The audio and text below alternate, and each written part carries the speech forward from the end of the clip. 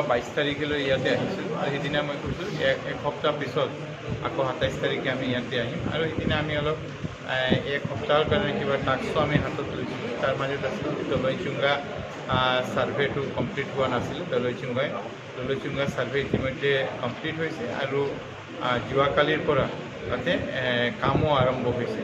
তো আমি আশা কৰোঁ যে সেইদিনা আমি যেতিয়া কৰিছোঁ তেতিয়া 85.71% প্ৰগ্ৰেছ আছিলে। আজিৰ দিনত 86.13% প্ৰগ্ৰেছ হৈছে। আজি আমি stage wise meter to meter আমি কৰিছোঁ যে কেতিয়া কোন কামটো আমি সম্পূৰ্ণ কৰিব পাৰিম। সেইকাৰণে আজি NHAIৰ ফালৰ পৰা আমাৰ কণ্ট্ৰেক্টৰৰ ফালৰ পৰা তেওঁলোকে গোটেই বস্তুটো আমাক দিছে। 4টা জেগাৰ ইছ্যু আছে, 4টা জেগা কোনটো কেতিয়া শেষ হ'ব এই কামবিলাক আমিও মনিটৰিং কৰিম। অহা আকৌ 10 দিনৰ ভিতৰত আমি ইয়ালৈ আহিম, আমি অলৰেডি কৈছোঁ। আৰু বাকী যি 3খন গাঁৱৰ ছাৰ্ভে আছে মানডে আৰু টুইজডেৰ ভিতৰত এই ছাৰ্ভেখিনি কমপ্লিট হ'ব।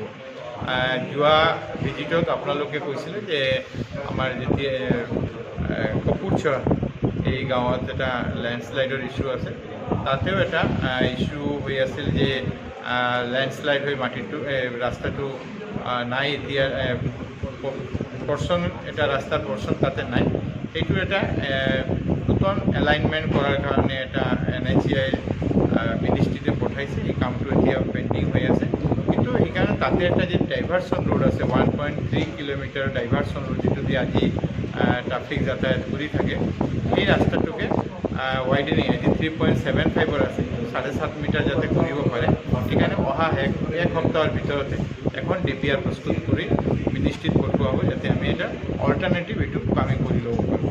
আমি আশা কৰোঁ যে আপোনালোকক যোৱা সময়ত যেনেকৈ আমি কৈছিলোঁ সেই সময়সীমাৰ ভিতৰতে আমি এটা ভাল প্ৰগ্ৰেছ দি এই ৰাস্তাটো মুকলি কৰিব পাৰিম। ছাৰ, আৰু এটা কথা আছিল, আমি প্ৰতি বছৰো দেখোঁ যে যেতিয়া বৰষুণ আহে তেতিয়া ৰেলৰ কিছুমান ঠাইত লেণ্ডশ্লাইড হয়।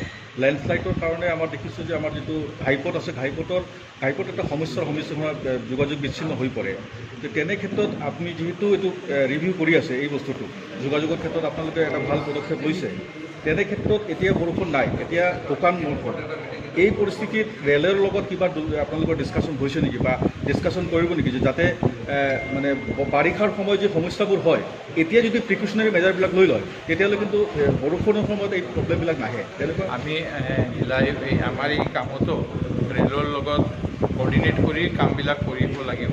সেইকাৰণে আজি জিলা আয়ুক্ত ডাঙৰীয়াক আমি অনুৰোধ কৰিছোঁ যে তেওঁ ৰেলৱেৰ লগত কথা পাতিব আৰু নেক্সট যেতিয়া আমি ইয়ালৈ আহিম 9 বা 10 তাৰিখলৈ মই যেতিয়া আহিম তেতিয়া ৰেলৰ কৰ্তৃপক্ষক আমি ইয়াতে মাতি আনিম আৰু তেওঁলোকৰ লগতো এই NHAIৰ লগত যি কোঅৰ্ডিনেশ্যন বিষয়ে আৰু লগে লগে বাৰিষাৰ কাৰণে প্ৰিকশ্যনেৰী মেজাৰ কি ল'ব পাৰোঁ সেই বিষয়টো আমি আলোচনা কৰিম।